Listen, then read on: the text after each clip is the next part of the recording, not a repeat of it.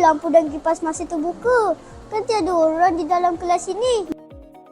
Tadi saya nampak ramai keluar tergesa-gesa sampai lupa tutup switch lampu dan kipas. Saya rasa sedih dan kesal. Kalau setiap hari macam ni, banyak tenaga elektrik terbazir.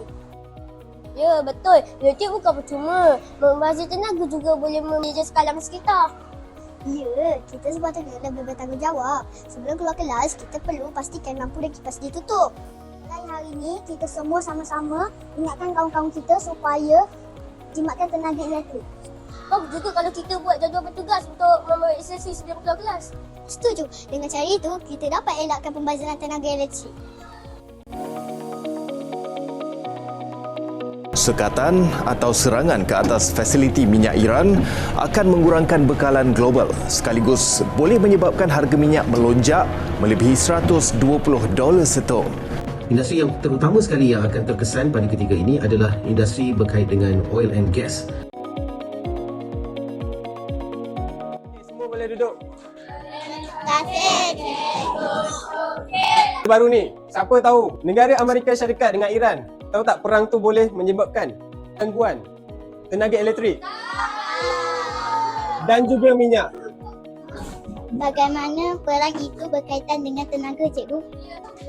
Okey, Iran berdekatan dengan Selat Hormuz. Selat Hormuz tu laluan penting bagi penghantaran minyak dunia. Jadi bila perang berlaku antara Iran dengan Amerika Syarikat, dia memberi kesan kepada penghantaran minyak dan harga minyak boleh meningkat. Oh, sebab itu harga petrol dan elektrik boleh naik. Betul.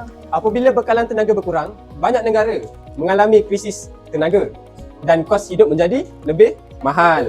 Cikgu, jadi kita perlu berjimat tenaga supaya penggunaan elektrik dapat dikurangkan. Okey, tepat sekali. Antara penjimatan tenaga yang kita boleh lakukan adalah dengan tutup switch kipas dan juga lampu. Okey.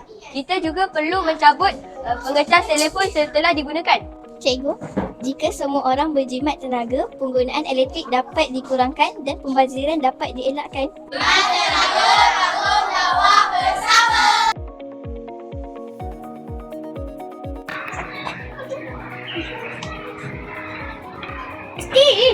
Siapa ni tak tutup switch kipas ni dan lampu? TV pun sama yang kita tutup.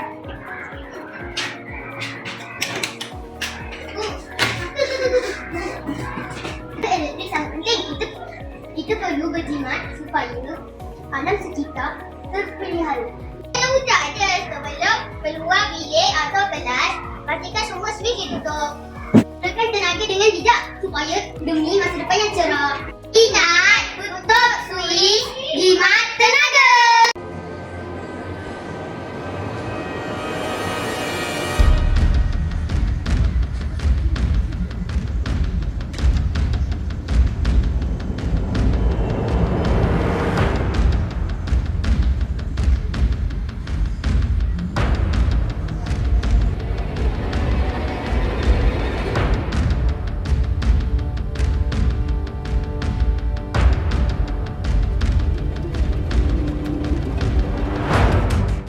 Sebenarnya, penjimatan tenaga sangat penting untuk menjaga alam sekitar dan menjamin kehidupan lebih baik pada masa depan.